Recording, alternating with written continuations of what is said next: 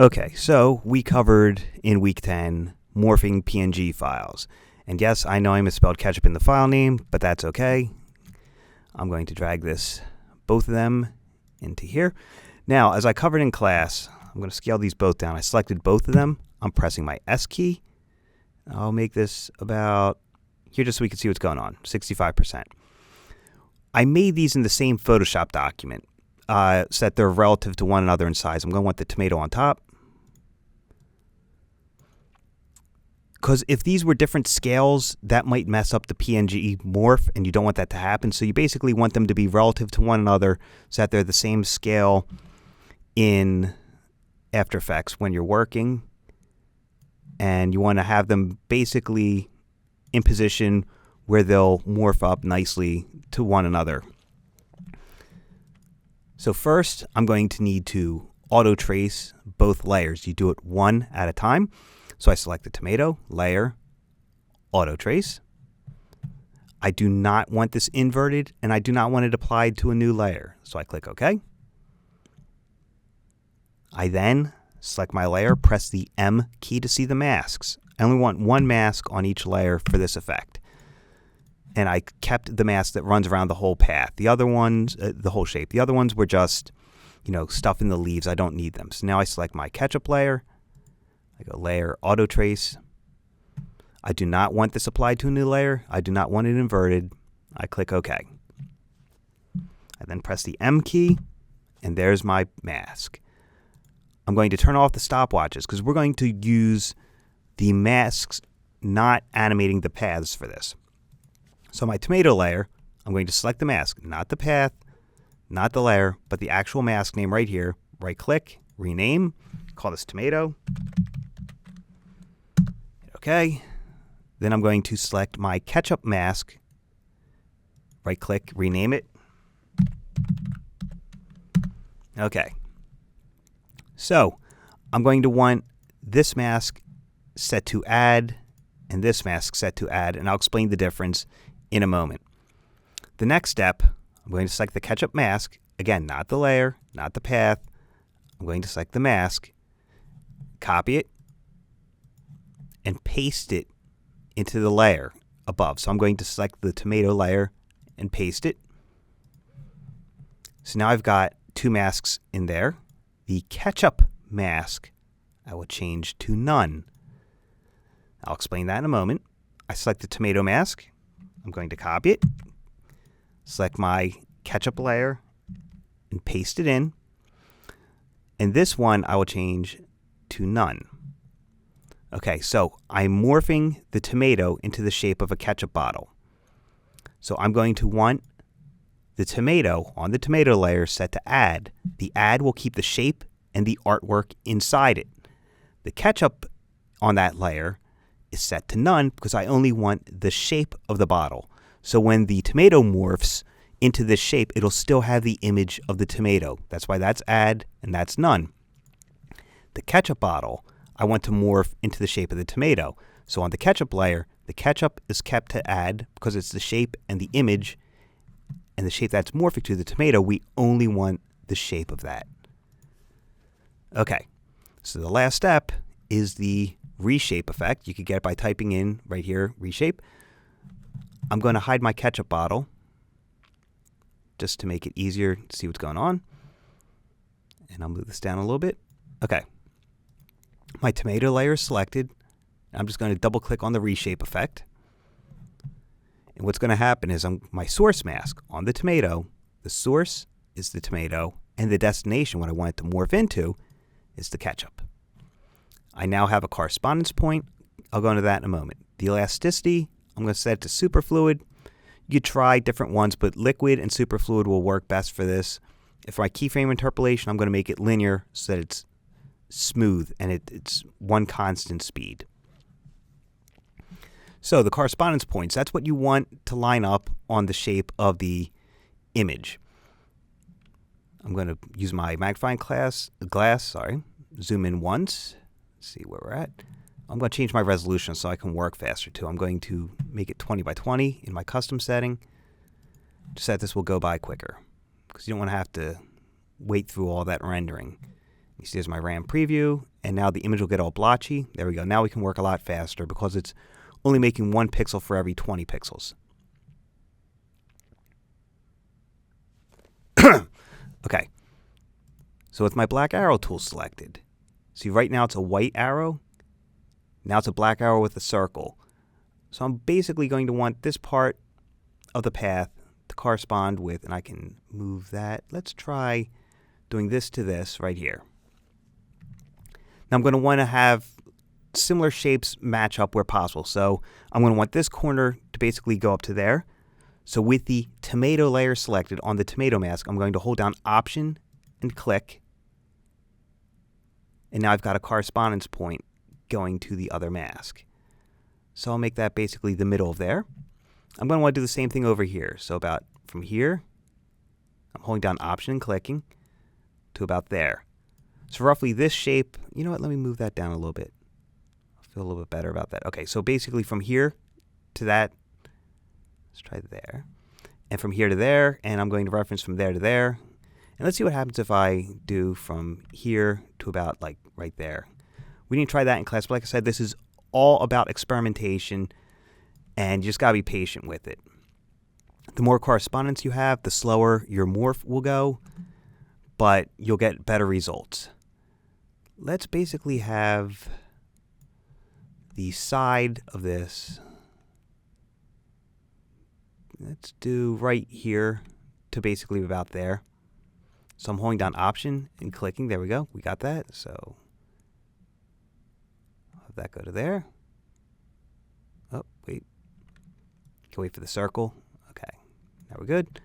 And one more time, I'll hold down Option and click about here. And have that mask move to about there. That's fine. Oops. See, I did the mask. I don't want to change the mask. I want the black arrow with the circle. There we go. And lastly, I'll have like this part go to there. So I'm going to hold down Option and click again. Get another correspondence strand. Wait for the circle on my black arrow tool. Do one more like over here. Held down Option and clicked. And there's my correspondence. Okay. I'm going to fit this to screen. The last part of this is to keyframe on this layer the percentage of the effect. So we're going to start off with 0. If I make this effect too short, like if I do it real fast, you won't really see what's going on, and you won't have time to view it. So I'm going to make it about 3 seconds long. You'll do 3 seconds. Because like I said, if it goes too fast, the viewer won't notice what's happening. So I set my keyframe at the 0. Now I'm going to change it at the 3-second mark to 100. Hit Enter. So now when I press this layer and hit the U key, I can see my keyframes. It's going from right here. If I hover over, you see it's at the 0%. I hover over here. I'm at the 3-second mark at 100%. So now it's the shape of the ketchup bottle with the image of the tomato. And there's the halfway point. Like I said, normally you would check all your correspondence points at a high resolution, but I'm just showing you what to do so that when you're doing this, you could do it on your own. It's all about teaching yourself, well, learning to be able to teach yourself. So this is how to do that. So let's pretend this is all well and good, and all my correspondence points are looking good. Let's try the top of the bottle, see how that's going to be looking. So that's where the trouble point is going to be. So we'll watch out for that. I'm going to copy this effect and paste it into my ketchup layer. Now it's in my ketchup layer, and in my ketchup layer, the source is the ketchup and the destination is the tomato. I'm going to press the U key and delete these keyframes.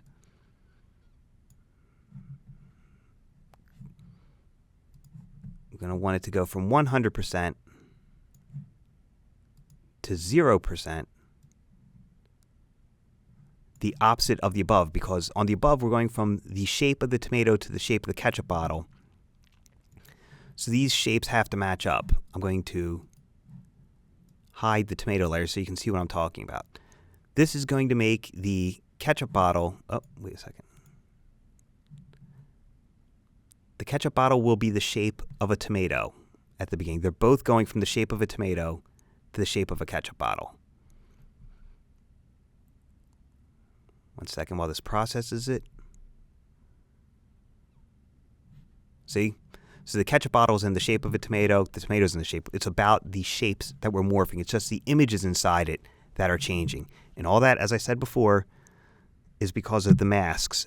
I'm going from the image of the image of the ketchup bottle and the shape of a ketchup bottle into the shape of a tomato. That's why you have the shape of the tomato with the image of the ketchup bottle. It's all in what you have set to your add mode of your mask. So the final step is just transparency, because you don't want to see both images at the same time. So I'm going to go to about, let's say, near the halfway mark, I guess. Should be pretty good.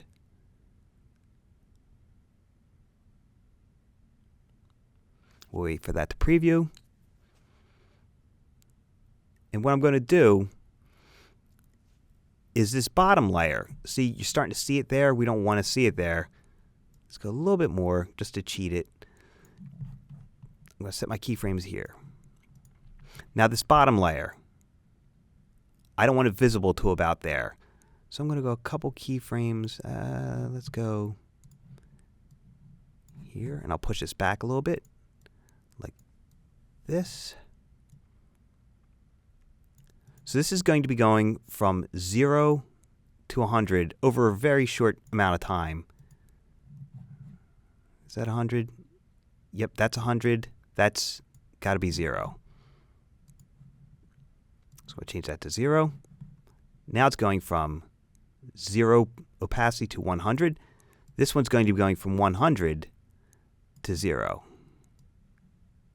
on the top.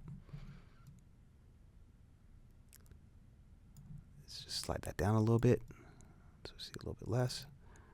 Hide that a little bit better in the morph.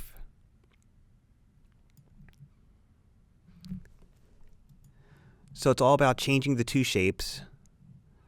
Oh wait, this top one, like I said before, it needs to go from 100 to 0. Sorry about that. Drag that out a little bit more. So now it's going from 100% opacity to 0%. Make that a little bit faster right there. And what I'm going to do is, let me slide these down a little bit. Help it out a little bit. All right, I'm going to preview this, pause it over here, and show you the end result. Okay, so I pressed the 0 key on my keyboard, and this is slowing down a bit, but I hit the U key on both layers so you can see not only the percentage animation, but the keyframe animation. I put the bottle of ketchup on top of the bottle, on top of the tomato, and I have it fading in before the tomato starts fading out. And that's really helping sell the morph by placing what is becoming on top and have it fade in over top of the other one before the other one starts to fade out. And like I said, just watch your correspondence points and try and get the cleanest morph you can. And all that is just a matter of trial and error and playing, moving your correspondence points. And like I said, usually it'll help try messing around with your layer stack. Again, like I said, since we're going from the tomato into the bottle of ketchup, I had the ketchup, I placed it on top, and I have it start fading in before the tomato fades out behind it to help sell the morph a bit. So that is a quick look at morphing PNG shapes, and it also basically works with anything layered. You got to make sure there's alpha around it for it to happen, and set up your masks just like you did with this. And best of luck with all your trial and error with this effect.